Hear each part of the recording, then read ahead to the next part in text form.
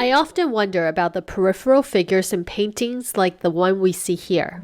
In this hand-scrolled ink and color on silk work of art titled Amusements in a Xuandi Emperor's Palace, we see the emperor playing an arrow-throwing game, while 11 servants observe and wait on his every need. 2 of them are standing behind a table, perhaps waiting to see if he wants tea.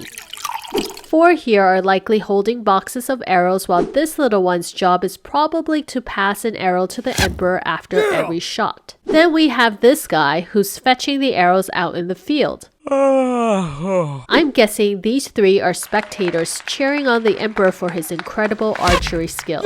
Are these servants' lives this idle? Unlikely, but who are they? What were they like? Where did they come from? What was their life like? And how did they get that job? Most of the people in ancient China were peasant farmers who worked days and nights on noble lands. Their lives were harsh, and when they finally got back home, there was no peace and quiet.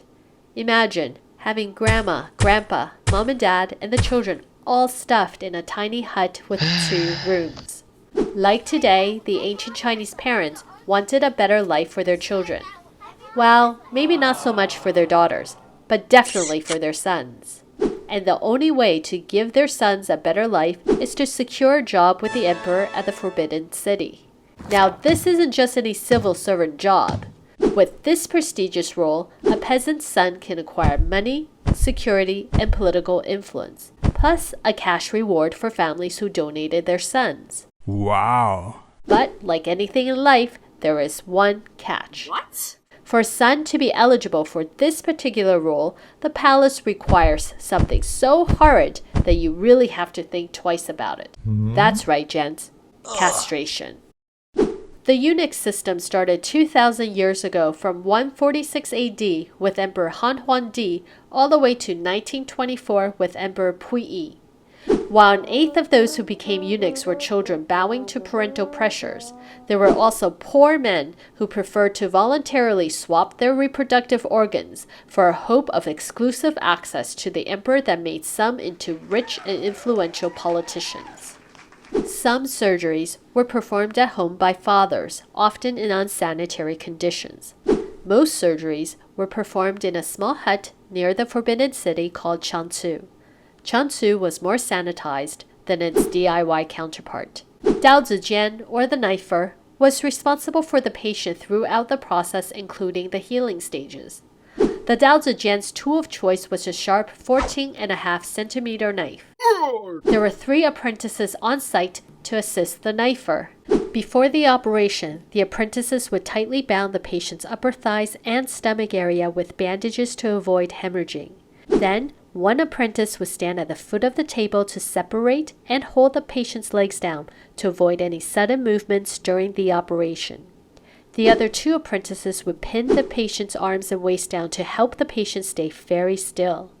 A local anesthetic made up of hot chili sauce was used, but as we know today, this wouldn't have lessened the pain at all. The knifer then walks up to the patient, holding a 14.5 centimeter knife in his hand and asks, "Will you regret it or not?" If the patient shows any hint of hesitation, the surgery would stop.